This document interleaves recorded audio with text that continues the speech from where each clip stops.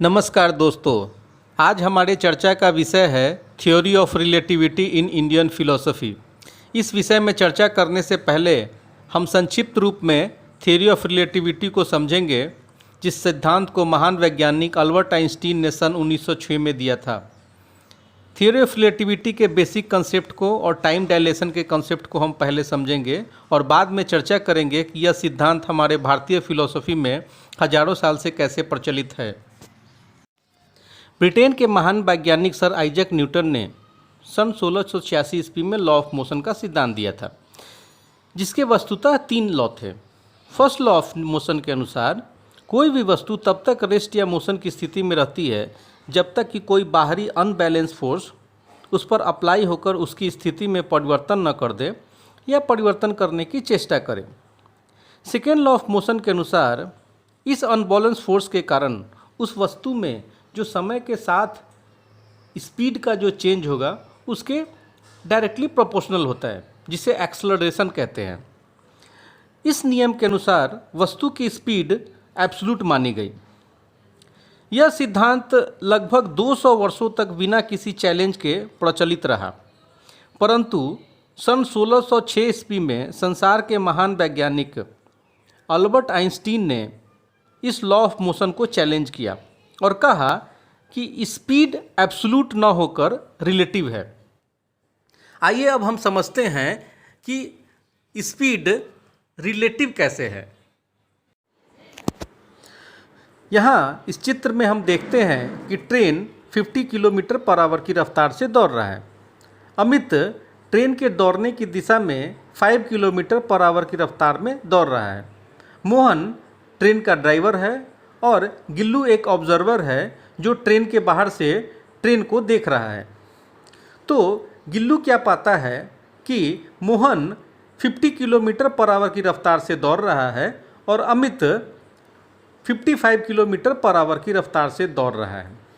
वहीं मोहन अपने आप को रुका हुआ महसूस करता है और अमित को 5 किलोमीटर पर आवर की रफ्तार से दौड़ता हुआ पाता है। अब यहाँ सवाल यह उठता है कि अमित की स्पीड क्या है, 5 किलोमीटर पर आवर या 55 किलोमीटर पर आवर।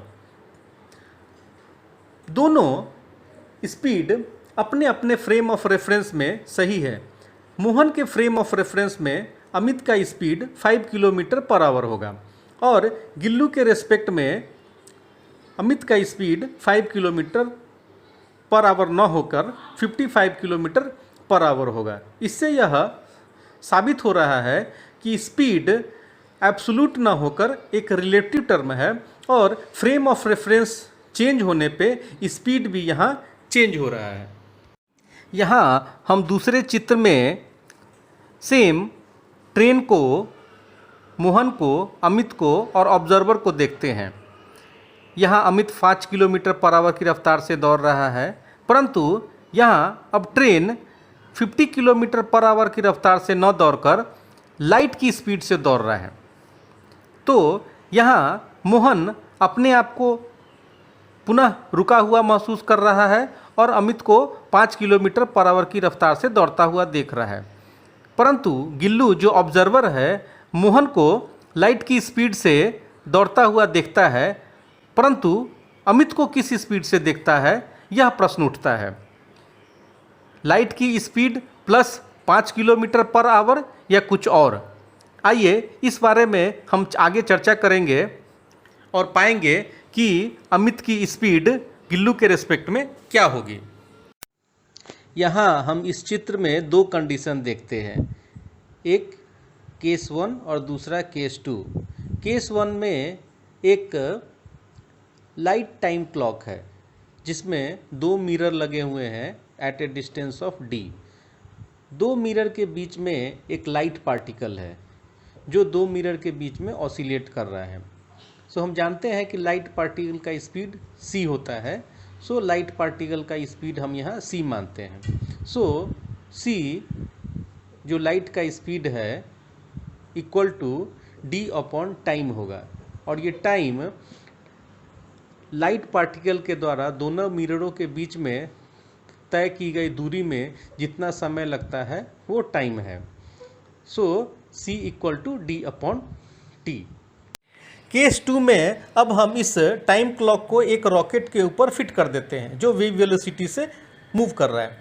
चूँकि अब टाइम क्लॉक एक मूविंग रॉकेट पर लगा हुआ है, अतः टाइम क्लॉक के लाइट पार्टिकल पे दो वेलोसिटी लग रहा है, एक मिरर के रिफ्लेक्शन के कारण वर्टिकल तथा दूसरा रॉकेट के स्पीड के कारण हॉरिजॉन्टल। अतः रिजल्टेंट वेलोसिटी लाइट पार्टिकल का अगर हम वी आर माने तो यह सी जो लाइट का वेलोसिटी हम पहले माने थे इससे ज़्यादा होगा। परंतु क्या ऐसा हो सकता है, यह एक सवाल है। अब हमारा सवाल था कि कोई भी वस्तु की स्पीड लाइट के स्पीड से ज़्यादा हो सकती है, या दूसरे शब्दों में कहें तो लाइट की स्पीड से ज़्यादा कोई स्पीड प्राप्त की जा सकती है। तो इस सवाल के जवाब में सन 1887 ईस्वी में दो वैज्ञानिक माइकलसन एंड मोर्ले ने अपने एक एक्सपेरिमेंट में प्रूफ किया कि लाइट के स्पीड से ज़्यादा कोई स्पीड प्राप्त नहीं की जा सकती है और यह किसी भी फ्रेम ऑफ रेफरेंस में कांस्टेंट होती है जो लगभग 3 लाख किलोमीटर पर सेकंड के बराबर होती है। अब हमारे केस 2 में हमने क्या देखा था कि लाइट पार्टिकल जो रॉकेट के ऊपर रखे टाइम क्लॉक में है वो अब डिस्टेंस डी न ट्रैवल करके एसी डिस्टेंस ट्रैवल कर रहा है जो डी डिस्टेंस से ज़्यादा है। अब चूँकि लाइट पार्टिकल का वेलोसिटी सी है जो कांस्टेंट है और इससे ज़्यादा वेलोसिटी अचीव नहीं की जा सकती है, अतः अपने सी वेलोसिटी को मेंटेन करने के लिए टाइम स्लो हो जाएगा, या दूसरे शब्दों में कहें तो रॉकेट के ऊपर जो टाइम वॉच फिट है वो स्लो चलने लगेगी और वह उतनी ही स्लो चलेगी जितनी ज़्यादा रॉकेट की स्पीड लाइट के स्पीड को अप्रोच करेगी। इस टाइम रिडक्शन को थ्योरी ऑफ रिलेटिविटी के शब्दों में टाइम डायलेशन कहते हैं। दूसरे शब्दों में अगर हम कहें तो उस रॉकेट पर अगर कोई आदमी है और वह स्पेस में कुछ महीने गुजार कर पुनः पृथ्वी पे वापस लौटता है तो वह क्या देखेगा कि धरती पे बहुत साल बीत चुके हैं और उसके सभी मित्र और उसके बच्चे बूढ़े हो चुके हैं या बूढ़े होकर मर चुके हैं। यह टाइम डायलेशन अर्थ के ग्रेविटी से जितनी दूर जाएंगे उतनी ही अधिक लागू होती है। अर्थात दूसरे शब्दों में अगर हम कहें तो अगर कोई व्यक्ति एक अपार्टमेंट में 10वीं मंजिल पे रहता है और उसका जुड़वा भाई ग्राउंड फ्लोर पे रहता है तो 10वीं मंजिल पे रहने वाले आदमी का टाइम स्लो हो जाएगा और उसकी आयु कुछ अधिक हो जाएगी ग्राउंड फ्लोर पे उसके रहने वाले भाई के रेफरेंस से। परंतु यह टाइम डिफरेंस बहुत ही निग्लिजिबल माइक्रो सेकेंड मिली सेकेंड में होगा जो पता नहीं चलेगा। दोस्तों, यहाँ हमने देखा कि थ्योरी ऑफ रिलेटिविटी के अनुसार टाइम डायलेशन क्या है। अब हम देखेंगे कि इंडियन फिलॉसफी में यह टाइम डायलेशन कैसे वर्णित है। टाइम डायलेशन को जानने से पहले अब हम यह देखते हैं कि इंडियन फिलॉसफी में समय की गणना कैसे होती थी, हमारे पुराणों और वेदों में समय की गणना कैसे की गई है। तो यह देखा गया कि वेदों के अनुसार, पुराणों के अनुसार अत्यंत सूक्ष्म काल को परमाणु माना गया और 2 परमाणु को एक अणु कहते हैं। 3 अणुओं से एक त्रसरेणु बनता है। 3 त्रसरेणुओं को पार करने में सूर्य के प्रकाश को जितना समय लगता है उसको त्रुटि कहते हैं। अब यह त्रसरेणु क्या है, ऐसे अगर हम समझाएं तो सुबह सुबह खिड़की से जो सूर्य की किरण आती है और उसमें जो धूल कण उड़ते रहते हैं यही त्रसरेणु कहे जाते हैं, जो इतने हल्के होते हैं कि जिसको पकड़ा नहीं जा सकता है और वह गुरुत्वाकर्षण से बाहर होते हैं और वह धरती पे गिरते नहीं हैं, वह इतने छोटे होते हैं। उन 3 त्रसरेणुओं को सूर्य की किरण पार करती है तो सूर्य के किरण को जितना समय लगता है उसको त्रुटि कहते हैं और यही समय का सबसे छोटा मात्रक हमारे पुराणों के अनुसार था। अब 100 त्रुटि को एक वेद माना गया, 3 वेद को एक लव, 3 लव को एक निमेष, 3 निमेष को एक क्षण, 5 क्षण को एक काष्ठा, 15 काष्ठा को एक लघु, 15 लघु को एक नाड़िका, 6 नाड़िकाओं का एक प्रहर, 8 प्रहर का एक दिन रात, अर्थात एक प्रहर 3 घंटे का लगभग होगा। 15 दिनों का एक पक्ष, 2 पक्ष का एक मास, 6 मास का एक अयन, 2 अयनों का एक वर्ष, अर्थात 6 महीने का देवताओं का एक दिन और 6 महीने का देवताओं का एक रात होता है। सो दक्षिणायन और उत्तरायण यह देवताओं के दिन और रात होते हैं। अब इसके अनुसार हमारे धर्म ग्रंथों में 4 युग का वर्णन किया गया है, कलयुग, द्वापर, त्रेता और सतयुग। सो कलयुग में 4,32,000 वर्ष होते हैं, द्वापर में 8,64,000 वर्ष होते हैं, त्रेता में 12,96,000 और सतयुग में 17,28,000 वर्ष होते हैं। इन सभी वर्षों को मिलाने पे एक चतुर्युगी होता है, जिसको 43,20,000 वर्ष का माना गया है। वैसे 71 चतुर्युगी से कुछ अधिक समय बीत जाने पर एक मनवंतर होता है और यही मनवंतर एक मनु की आयु होती है। और हर एक मनवंतर का अलग अलग इंद्र, देवता, सप्तऋषि आदि होते हैं और मनवंतर के बीत जाने पर इन सबों का पतन हो जाता है और फिर नए मनवंतर का आरंभ होता है और फिर नए मनु, इंद्र, देवता, सप्तऋषि आदि नियुक्त होते हैं। वैसे 71 मनवंतर के बीत जाने पर ब्रह्मा का एक दिन होता है, जिसको हम कल्प या सर्ग कहते हैं, और इतने ही समय का ब्रह्मा का रात होता है, जिसे हम प्रलय कहते हैं। इस तरह की गणना के अनुसार ब्रह्मा की आयु 100 वर्षों की मानी गई है। अब हम देखते हैं कि मनुष्य की आयु लगभग 100 वर्षों की है, देवता की भी लगभग 100 वर्षों की है और ब्रह्मा की भी आयु 100 वर्षों की है उनके फ्रेम ऑफ रेफरेंस में। परंतु मनुष्य के फ्रेम ऑफ रेफरेंस में देवता की आयु लाखों गुना अधिक हो जाती है और ब्रह्मा की आयु करोड़ों गुना अधिक हो जाती है। अब हमारे पुराणों के अनुसार विभिन्न लोकों का वर्णन किया गया है, जिसमें देवलोक, इंद्रलोक, पितृलोक, ब्रह्मलोक आदि हैं, और जो पृथ्वी से बहुत दूर बताए गए हैं, या यूँ कहें विज्ञान की भाषा में करोड़ों प्रकाश वर्ष पृथ्वी से दूर हैं।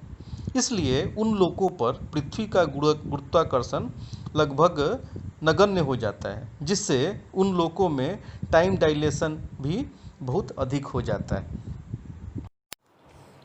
अब टाइम डायलेशन हमारे इंडियन फिलॉसफी में, माइथोलॉजी में कैसे उद्धृत है, इसके बारे में हम कुछ कहानियों के द्वारा चर्चा करेंगे, जिसमें पहली कहानी देवी रेवती की आती है, जो रैवत मनु के पुत्री थी। रैवत वही रैवत जो रैवत मनवंतर के मनु थे। सो एक बार रैवत और अपनी पुत्री रेवती के साथ ब्रह्मलोक गए। वहाँ ब्रह्मा जी गायन वादन का आनंद उठा रहे थे, तो रैवत वहाँ कुछ देर ठहर गए। जब गायन वादन खत्म हुआ तो ब्रह्मा जी की नज़र रैवत पे पड़ी, तो ब्रह्मा जी ने पूछा कि राजन, यहाँ आने का प्रयोजन बताओ। तो रैवत ने बोला कि पितामह, यह मेरी पुत्री रेवती है और इसकी शादी की इच्छा से मैं सुयोग्य वर के हेतु आपके पास यहाँ आया हूँ। तो ब्रह्मा जी मुस्कुराए और कहें कि हे राजन, तुम जितनी देर यहाँ रुके उतनी देर में पृथ्वीलोक पर हजारों युग बीत चुके हैं और तुम्हारे समकालीन कोई भी राजा महाराजा अब बचे नहीं हैं। पृथ्वी पे अब द्वापर युग शुरू हो चुका है और वहाँ यदुवंशियों का शासन चल रहा है। वहाँ पर इस समय परात्पर ब्रह्म स्वयं भगवान श्री कृष्ण अपने बड़े भाई बलराम के साथ अवतरित हुए हैं और वहाँ निवास कर रहे हैं। तुम्हारी पुत्री के लिए भगवान बलराम सुयोग्य वर होंगे, अतः तुम उनके पास जाओ। इस प्रकार ब्रह्मा के वचन को सुनकर रैवत ब्रह्मदेव को प्रणाम कर पृथ्वीलोक की ओर प्रस्थान कर गए। पृथ्वी पे आने के बाद उन्होंने देखा कि उनका सारा राज्य समाप्त हो चुका है और उनके समकालीन कोई राजा महाराजा नहीं बचे हैं। फिर वे ब्रह्मा जी के आदेशानुसार द्वारकापुरी गए और वहाँ भगवान बलराम से अपनी पुत्री के विवाह का प्रस्ताव रखा। अब यहाँ पर एक समस्या थी। चूँकि रैवत और उनकी पुत्री का आकार सतयुग के मानवों की तरह बहुत ही विशालकाय था, इसलिए भगवान बलराम ने अपने हल की नोक को रेवती के सर के ऊपर रखा और दबाया, जिससे रेवती का आकार बलराम जी के आकार के समान हो गया। तत्पश्चात बलराम जी का विवाह रेवती से हुआ और बाद में रैवत दोनों वर वधू को आशीर्वाद देकर तपस्या के लिए चले गए। अब आइए अब टाइम डायलेशन के रिलेटेड एक और कहानी देखते हैं जो हमारे पुराणों से फिर ली गई है। इस कहानी में एक बार ब्रह्मा पृथ्वी लोक पर विचरण कर रहे थे, तभी उन्होंने देखा कि भगवान श्री कृष्ण बाल रूप में अपने मित्रों के साथ खेल रहे हैं और उन्होंने यह भी देखा कि वो अपने मित्रों के जूठी माखन और फल को खा रहे हैं। यह देखकर ब्रह्मा को आश्चर्य हुआ और उन्होंने सोचा कि यह वही ब्रह्म है जिसके पलक के उठने और गिरने से हजारों ब्रह्मा का पतन हो जाता है। अतः इस बात की परीक्षा लेने के लिए भगवान ब्रह्मा ने श्री कृष्ण के मित्रों का अपहरण कर लिया और ब्रह्मलोक ले गए। जब श्री कृष्ण को इस बात की जानकारी हुई तो वह ब्रह्मा की चाल को समझ गए। फिर उन्होंने अपने रूप को अपने मित्रों के रूप में विभक्त कर लिया और जिन जिन मित्रों का ब्रह्मा ने अपहरण किया था उन सभी मित्रों के रूप को धारण करने के बाद अपने अपने घर चले गए। जब ब्रह्मा कुछ क्षण बाद पृथ्वी पे आए तो उन्होंने उन सभी बालकों को खेलते देखा जिनका उन्होंने अपहरण किया था। इस बात से ब्रह्मा को यकीन हो गया कि भगवान श्री कृष्ण ही परात्पर ब्रह्म है और उन्होंने भगवान कृष्ण से क्षमा मांगी। यहाँ ब्रह्मा श्री कृष्ण के मित्रों को एक क्षण के लिए ब्रह्मलोक ले गए थे, परंतु पृथ्वी पर 1 वर्ष बीत गए और 1 वर्षों तक भगवान श्री कृष्ण अपने मित्रों के घर में निवास किए। पहले चर्चा की गई दोनों कहानियों से यह पता चलता है कि इंडियन फिलॉसफी में theory of relativity and time dilation का कंसेप्ट था। पहली कहानी में रेवती के कुछ प्रहर ब्रह्मलोक में रुकने से ही पृथ्वी पे हजारों युग बीत गए और दूसरी कहानी में जब ब्रह्मा ने कृष्ण के मित्रों को एक क्षण के लिए ब्रह्मलोक ले गए तो पृथ्वी पे 1 वर्ष बीत गए। ब्रह्मलोक हमारे पुराणों के अनुसार पृथ्वी से बहुत दूर बताया गया है, अर्थात आधुनिक विज्ञान की भाषा में अनगिनत प्रकाश वर्ष दूर है। अब ब्रह्मलोक जाने के लिए निश्चय ही उस समय कोई दिव्ययान होता होगा जिसकी गति प्रकाश की गति से तेज होती होगी। ऐसा ही एक यान रावण के पास था जो मन की गति से तेज चलता था। अब जो यान मन की गति से तेज चलेगी वो निश्चय ही प्रकाश की गति से तेज चलेगी और उस पर टाइम डायलेशन का कंसेप्ट लागू होगा। मतलब जिस तरह स्पेस में या किसी रॉकेट में जो लाइट की स्पीड से लगभग चल रहा है उसमें टाइम डायलेशन लागू होता है, वैसे ही जब कोई मनुष्य रावण के पुष्पक विमान में चलता होगा और ब्रह्मलोक जैसे लोक में जाता होगा तो उसके द्वारा ब्रह्मलोक में बिताया गया कुछ समय धरती पर हजारों युगों के बराबर होता होगा, जो यहाँ चर्चा की गई कहानियों से साबित होता है।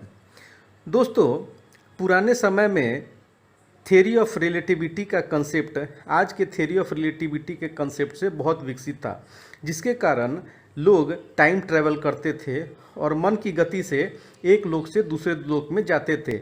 इसलिए विभिन्न लोकों में रहने वाले देवी देवताओं की आयु उनके अनुसार तो लगभग 100 वर्ष की होती थी, परंतु पृथ्वी के फ्रेम ऑफ रेफरेंस में वह समय लाखों गुना अधिक होता था। दोस्तों, इस वीडियो के बारे में अपने सुझाव हमें ज़रूर नीचे कमेंट में लिख के बताएं। धन्यवाद।